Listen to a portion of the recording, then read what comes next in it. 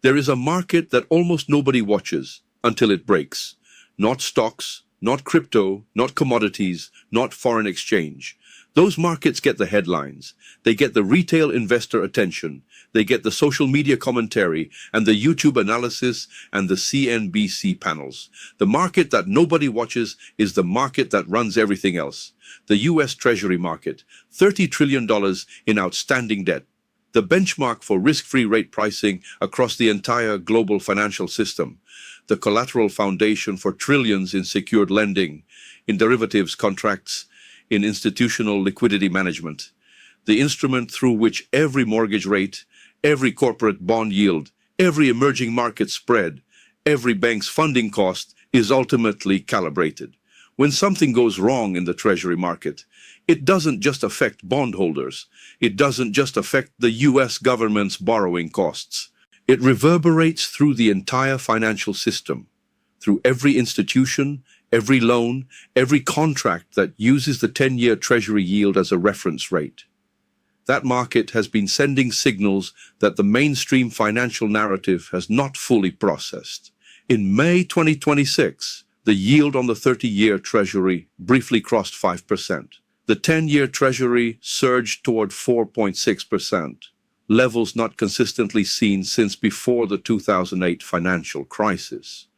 The MOVE index, the metric that measures implied volatility in the Treasury market, spiked above its 52-week average to levels that RSM's chief economist, in a published market commentary from March 2026, described as consistent with past episodes of price instability and policy dysfunction. Policy dysfunction. That is the phrase that a senior economist used to describe what the Treasury market's volatility was pricing. The Treasury market is supposed to be the most stable market in the world. When instability reaches the bond market, the entire financial system notices. This is Capital Briefing. If you are here for the first time, subscribe now before we continue. Turn on notifications. What we build on this channel is the translation of structural signals in financial markets into the framework that lets you understand what is happening before it becomes a headline crisis. Subscribe now.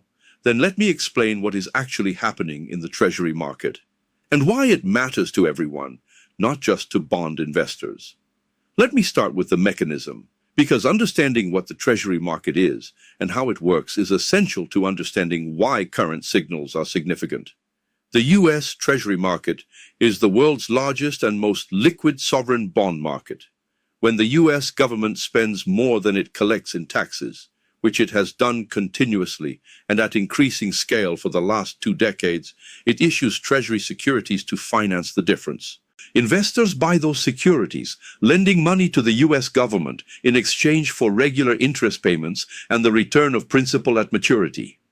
The yield on those securities, the interest rate the market demands in exchange for lending to the US government, is the most important single number in global finance. Because it represents the risk-free rate, the return available on an asset that is assumed to carry no credit risk. Every other asset in the world is priced relative to that number. Corporate bonds, mortgages, emerging market debt, private credit, real estate, equities, all of them priced as spreads above or comparisons to the Treasury yield. When the Treasury yield moves, everything moves. And Treasury yields in 2026 are doing things that the structure of the market was not designed to accommodate without stress. The 10-year Treasury yield has remained above 4% throughout 2025 and into 2026. The 30-year briefly crossed 5% in May 2026. Long-term rates are being driven not just by Federal Reserve policy expectations, which primarily affect short-term rates, but by what T. Rowe Price described as structural factors, debt supply and growth expectations. That distinction matters enormously. When long-term yields rise because the Fed is hiking short-term rates, the mechanism is expected and the market can price for it.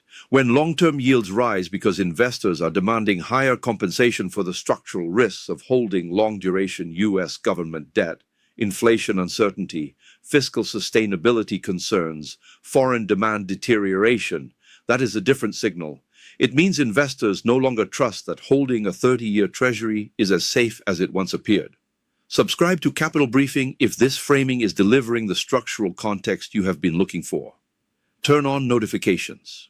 The next video on this channel examines what the specific mechanics of the Treasury basis trade, the leverage-dependent strategy that connects hedge fund positions to Treasury market stability, look like when under stress, and what historical episodes tell us about how quickly those conditions can escalate. Subscribe now. Then let me take you inside the structural problems that have accumulated in the Treasury market over the last 3 years. There are two structural problems that have been building simultaneously, and their interaction is what makes the current environment qualitatively different from past periods of Treasury market volatility. The first structural problem is supply. Total marketable US Treasury debt now exceeds $30 trillion. After the global financial crisis, that number was approximately $10 trillion.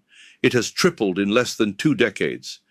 Annual deficit spending, which adds to the total each year, is projected at $1.9 trillion for 2026. Every year, the Treasury must issue enough new securities to finance the deficit plus refinance all the existing securities that mature.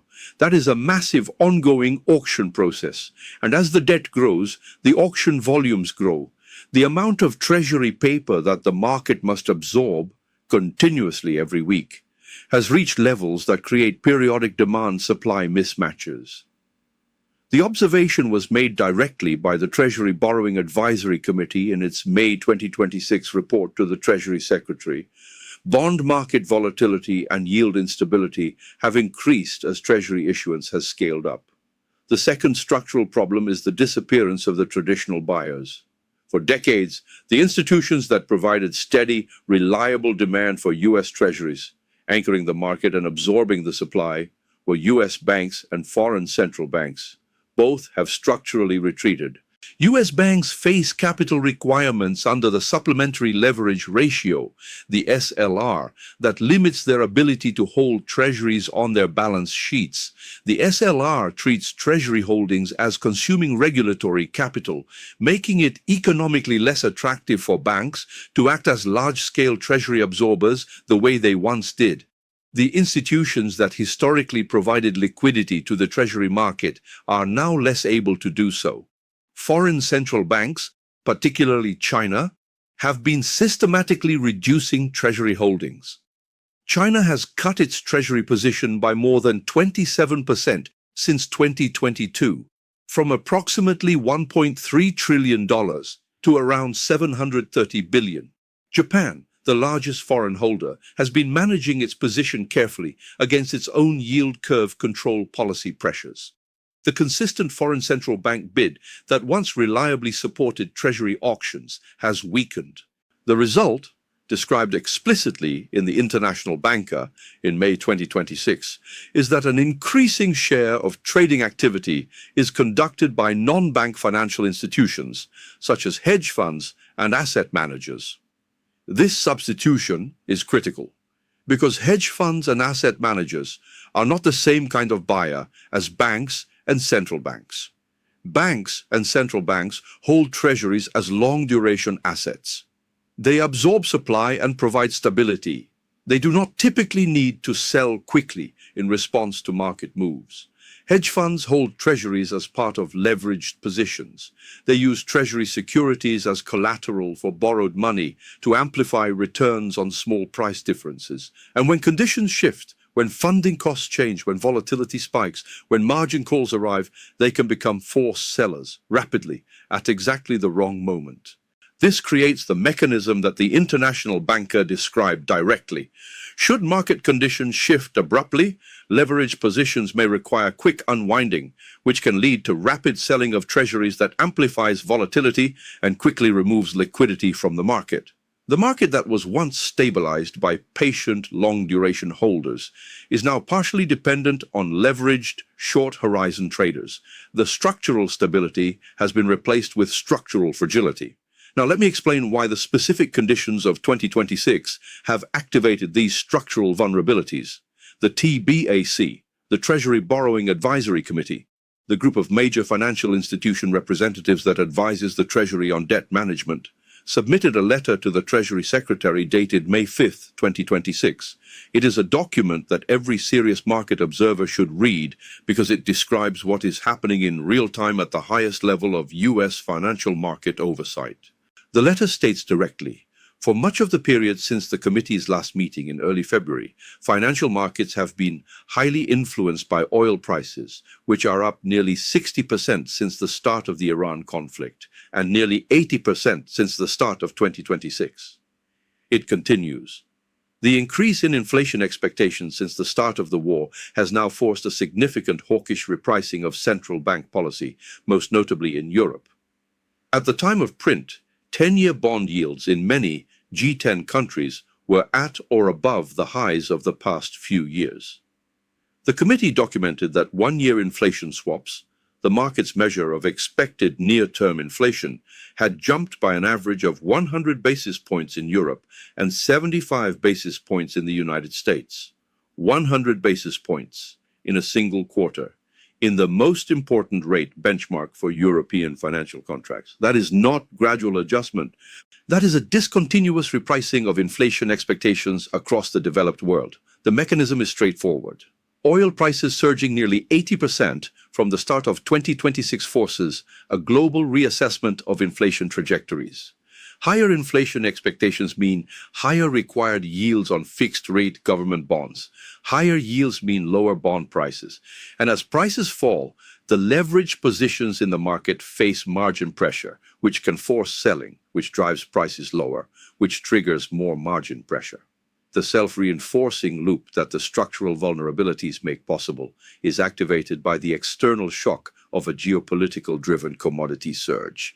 This is what RSM's chief economist was describing when he wrote that the MOVE index is spiking to levels consistent with past episodes of price instability and policy dysfunction.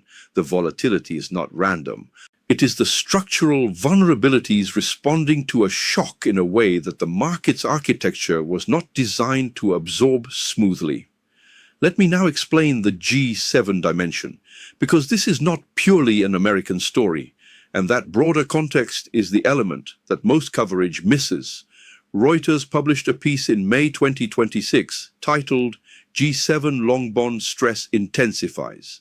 The title is clinical. The implications are not.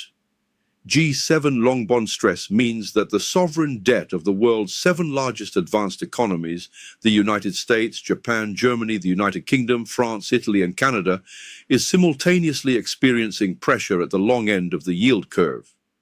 This is significant for a reason that goes beyond any individual country's fiscal situation. Long-term bond yields across the developed world have historically provided the stability that allows the global financial system to function with confidence. When a German bond trades at a predictable yield, European banks can hold it as safe capital. When a UK gilt trades at a predictable yield, British pension funds can match their long-duration liabilities. When a US Treasury trades at a predictable yield, money market funds and institutional cash managers can treat it as the safest short-term instrument available. The entire edifice of institutional finance assumes that government bonds are boring, predictable, stable. The thing you hold when you want to know what something is worth in the future. When government bonds across the developed world simultaneously become the source of volatility, when the MOVE index spikes, when long yields surge beyond expectations, when the 30-year breaches 5%, the foundational assumption of institutional finance is being questioned. Charles Schwab's fixed income research described the situation directly in its 2026 outlook. Major developed market countries are facing increasing challenges due to high and rising deficits. Investor confidence in managing budgets is being tested. In some countries, it has led to investor pushback and higher bond yields. Loss of confidence could manifest itself in bouts of volatility. Loss of confidence in sovereign bonds across the G7. That is the signal. Now let me explain the additional layer that makes 2026 specifically complex: the Federal Reserve leadership transition. In late January 2026, Kevin Warsh was nominated to succeed Jerome Powell as chairman of the Federal Reserve. Markets immediately dubbed the announcement the Warsh shock. Walsh is widely understood in financial circles to be a sound money advocate, a central banker who is likely to prioritize balance sheet reduction and inflation control over near-term growth support. The market began pricing what analysts described as a QT for cuts framework, a scenario in which the Fed cuts short-term rates to support a slowing economy while simultaneously accelerating quantitative tightening, selling bonds from its balance sheet. This matters because it changes the relationship between short-term and long-term yields in a way that creates structural stress in bond portfolios. Short-term rates go down. That is stimulative. It reduces the immediate cost of borrowing. Long-term rates go up. The Fed is selling long-duration bonds, reducing demand, pushing long yields higher. The gap between short-term and long-term rates widens, a steepening yield curve. And a steeply steepening yield curve in an environment of high existing Treasury supply and reduced traditional demand creates exactly the conditions for the kind of volatility the MOVE index is now reflecting. J.P. Morgan's market analysis put the warning simply in May 2026. We haven't had a credit recession in so long, so when we have one, it would be worse than people think. That statement, from the CEO of the world's largest bank by assets, is worth reading twice, not if we have one, when we have one. And the pathway to a credit recession runs directly through the bond market. Higher long-term yields mean higher borrowing costs for every corporate borrower. Higher borrowing costs mean tighter credit conditions. Tighter credit conditions mean slower investment, slower hiring, slower growth.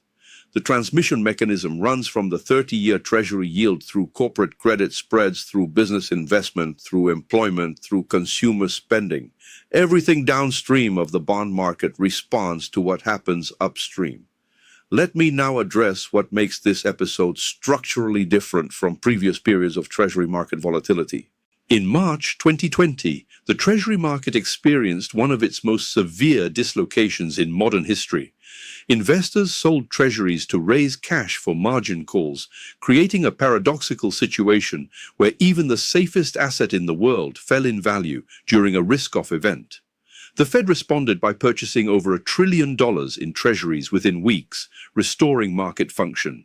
In 2022, Treasury market volatility was primarily driven by the fastest Fed hiking cycle in decades. The market was adjusting to a new rate regime, and the adjustment was painful but mechanically predictable. What is different in 2026 is the combination of three elements that have not previously occurred together. First, the structural imbalance between supply and demand is larger than at any prior period. The debt is bigger. The traditional buyers are more constrained. The leverage substitutes are more exposed. Second, the geopolitical shock is directly inflationary, not deflationary. In 2020, COVID was deflationary. It reduced demand. The Fed could respond with unlimited asset purchases. In 2026, the Middle East conflict is inflationary. It raises energy prices. The Fed cannot respond with aggressive asset purchases without exacerbating inflation. Its primary inflation-fighting tool is exactly the wrong tool for addressing the supply shock that is driving bond market stress. Third, the fiscal capacity for intervention is structurally reduced. In 2020, the US government had sufficient borrowing capacity to add several trillion to its debt through emergency programs. In 2026, with debt already above 100% of GDP and interest costs exceeding $1 trillion annually, the fiscal space available for a massive emergency intervention is meaningfully smaller.